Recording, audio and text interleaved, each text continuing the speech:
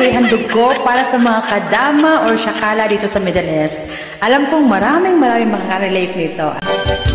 Ako'y isang OFW, nandito sa bansang Arabo. Klase-klaseng mga trabaho, kahit mahirap ay pinasok ko. Ngayon dito ay Ramadan, mga kadama ay nahihirapan.